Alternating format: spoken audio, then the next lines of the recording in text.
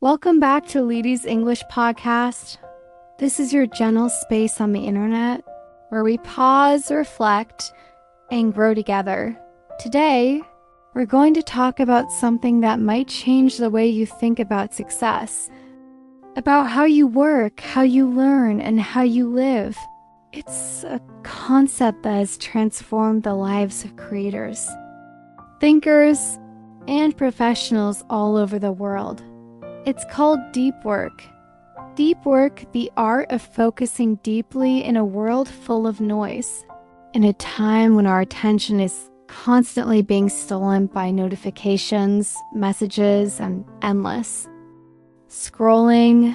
The ability to focus deeply is no longer just a skill. It's a superpower, Cal Newport, the author of Deep Work, defines it simply. Deep work is the ability to focus without distraction on a cognitively demanding task. It's when your brain is fully immersed, pushing its limits, creating something meaningful. But most of us live in the opposite state. We spend our days reacting instead of creating, switching from tab to tab, from one message to another. And we mistake busyness for productivity. We're always doing something, but rarely doing what truly matters. That's where the idea of shallow work comes in. Shallow work is the type of work that doesn't require deep thought, like replying to emails, scrolling through social media, attending meetings. That could have been a text. They make us feel busy, but they don't push our minds to grow. And here's the truth. A life filled with shallow work feels productive on the surface, but empty underneath. Deep work is different. It's hard, it's uncomfortable, but it's also deeply satisfying because it's where we do our best thinking, our most creative work, and where we actually feel alive. You might be wondering, isn't deep work the same as flow? Not exactly. Flow is when you lose yourself in something you enjoy, like painting, playing music, or even gaming. It's effortless, almost automatic. Deep work, on the other hand, is intentional, structured, and often uncomfortable. It's not always fun, but it's deeply meaningful. Flow happens when you're already good at something. Deep work happens when you're trying to become great at it. So, what's stopping us from doing deep work? Let's be honest, we live in an age of distraction. Our phones buzz, our minds wander, and every small interruption leaves behind what Cal Newport calls attention residue. That's one. Your brain is still stuck thinking about the last thing, while trying to focus on the next one. Every notification, every small check of your phone leaves a trace, and it takes time for your mind to return to full focus.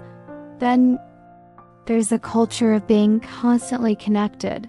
We've been taught that being reachable, being online, being available 24/7 means we're hardworking. But in truth, it just means we're reactive, not creative. Open. Offices, social media, constant meetings all make us feel busy. But busyness is not productivity, because being busy means you're reacting. Being productive means you're creating. So how do we practice deep work in a shallow world? Cal Newport suggests 4 rules, and they might just change how you work forever. Rule number 1, work deeply. Focus isn't something that happens by accident. It's something you build with intention.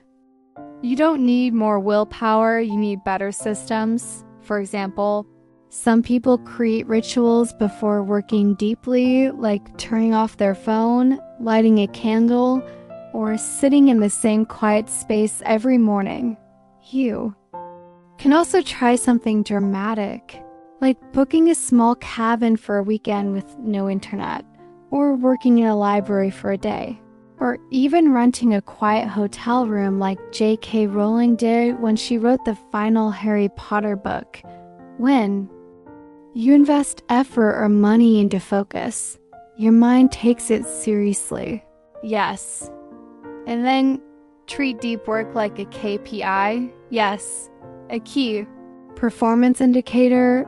Instead of measuring how many tasks you finish, measure how many hours of true focus you achieve today. Start with 2 hours of deep work a day.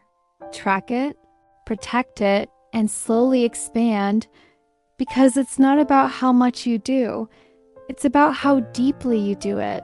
And here's something surprising: don't aim to do deep work all day. Our brains aren't built for that. 4 hours of real focus can be more powerful than 10 hours of distracted effort. And when you're done, step away, do what Cal Newport calls strategic idleness. Go for a walk, read a physical book, water your plants. Let your brain rest in silence, because creativity happens in the gaps between focus sessions. Rule number 2, embrace boredom. We live in a world that hates silence. The moment we feel bored, we grab our phone. But boredom is not the enemy, it's a teacher.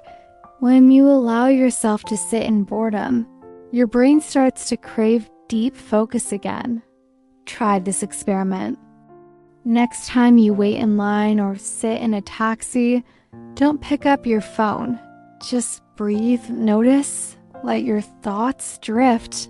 That's how you train your mind to stay still, because concentration is like a muscle and boredom is. How you train it? Rule number 3, quit social media. I know, this one's hard, but think of it like this. Every app you open is designed to steal a little piece of your attention.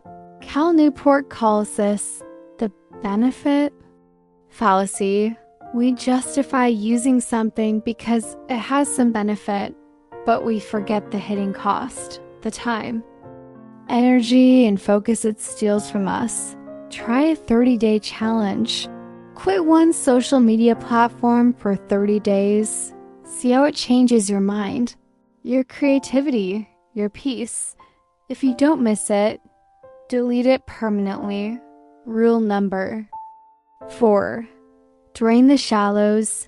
Not all work needs to disappear, but shallow work should never dominate your day. Schedule it, limit it, and protect your focus. Use time blocking. Divide your day into focus sessions. For example, 2 hours of deep work, 1 hour for shallow work. Make the distinction clear. When it's time to focus, focus fully. When it's time for shallow tasks, handle them efficiently and move on. Imagine if every day you dedicated just 2 hours of your best energy, your freshest morning hours, to the thing that matters most. How much further would you be 1 month from now? 6 months? 1 year? Deep work isn't just about productivity. It's about meaning. When you work deeply, you connect with your potential, you realize what your mind is truly capable of, and you stop letting distractions define your life. So, sorting today, don't chase busyness. Chase depth. Find one project that truly matters and give it your full attention. Turn off your notifications, block your time, and dive deep. Because the truth is, the world doesn't reward those who are always busy. It rewards those who go deep, and when you practice deep work long enough, you begin to notice something beautiful. Silence becomes peaceful. Focus becomes natural, and your mind becomes a place you actually enjoy spending time in. So take a deep breath, close your eyes for a moment, and remember, Your ability to focus is your greatest strength in a distracted world. Protect it, nourish it, and use it to create something that truly matters. Thank you for listening. If this episode inspired you, share it with someone who needs it. And don't forget to subscribe to Lety English Podcast for more gentle lessons and mindful stories. Until next time, stay focused, stay kind, and keep going deep.